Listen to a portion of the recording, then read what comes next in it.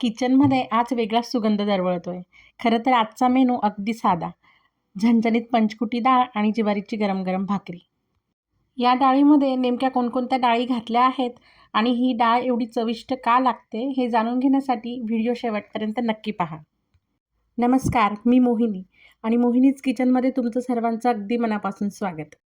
सगळ्यात आधी 7 ते 8 हिरव्या मिरच्या, 10 ते 12 लसणाच्या पाकळ्या आणि 1 इंच आलं घेऊन हे सगळं मिक्सरमधून बारीक करून घेऊया. 1 वाटी उडदाची काळी डाळ घ्यायची, त्यात थोडी मूग डाळ, थोडी चना डाळ, थोडी मटकीची डाळ, थोडी तूर डाळ आणि थोडी मसूर डाळ घालायची.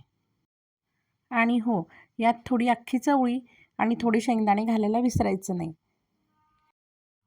हे सगळं 2 ते 3 पाण्याने स्वच्छ धुवून घ्यायचं. आता यात 2 ग्लास पाणी घालून कुकरला 2 शिट्ट्या करून घेऊया. वेगवेगळ्या डाळी, चवळी आणि शेंगदाणे असल्यामुळे या डाळीला एकदम मस्त चव येते. चला, आता डाळ शिजते तोपर्यंत आपण ज्वारीची भाकरी करून घेऊया. मैत्रिणींनो, तुम्हाला माहीतच असेल, ज्वारीची भाकरी पटकन जमत नाही. म्हणून आधी ज्वारीच्या पिठाला गरम पाण्याने उकड काढून घेऊया. म्हणजे गरम पाणी घेऊन त्यात पीठ भिजवून घ्यायचं. बाजरीच्या भाकरीसोबत पण ही डाळ खूप छान लागते हां. आता भिजलेल्या पिठातून 3 सारखे गोळे तयार करायची. एक गोळा घ्यायचा, त्याला हाताने नीट रगडायचा. लक्षात ठेवा, भाकरी आहे ना, जेवढं आपण पीठ जास्त रगडू तेवढी छान होते. आणि मैत्रिणींनो, मला माफ करा, सध्या मला बरं नाही आहे म्हणून माझा आवाज नीट येत नसेल तुम्हाला. गोळा छान मऊ झाला की त्याची भाकरी थापायची. परातीत थोडं पीठ टाकून हाताने गोल गोल फिरवत फिरवत थापत जायची भाकरी.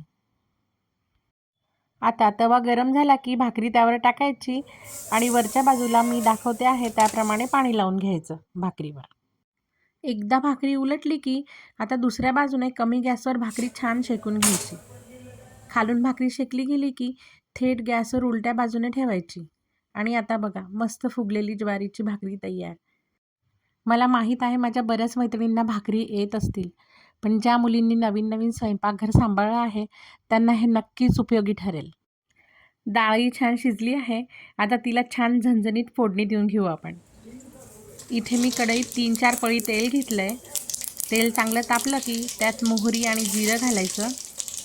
मोहरी जिरं छान तडतडलं की त्यात 3 ते 4 सुक्या लाल मिरच्या घालायच्या. मिक्सरमधून बारीक करून घेतलेलं आलं, हिरवी मिरची आणि लसणाचं वाटण आणि बारीक चिरलेला टमाटर घालून नीट परतायचं.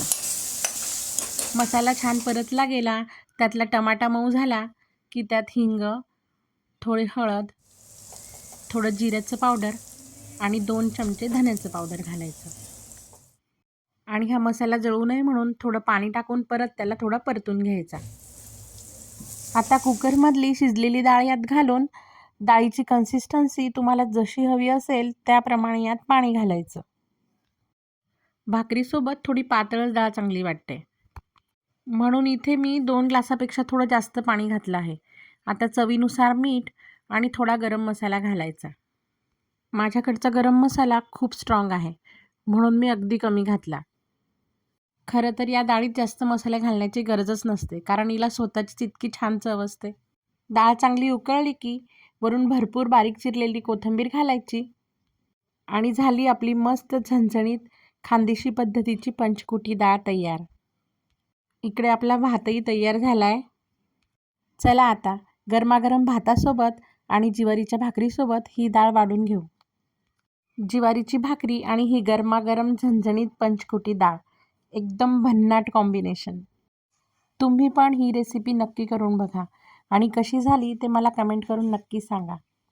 अशाच घरगुती, सोप्या आणि चविष्ट रेसिपी पाहण्यासाठी माझ्या चॅनलला सबस्क्राईब करायला विसरू नका. पुन्हा भेटूया अशाच एका छान रेसिपीसोबत. तोपर्यंत चविष्ट खा आणि आनंदी राहा.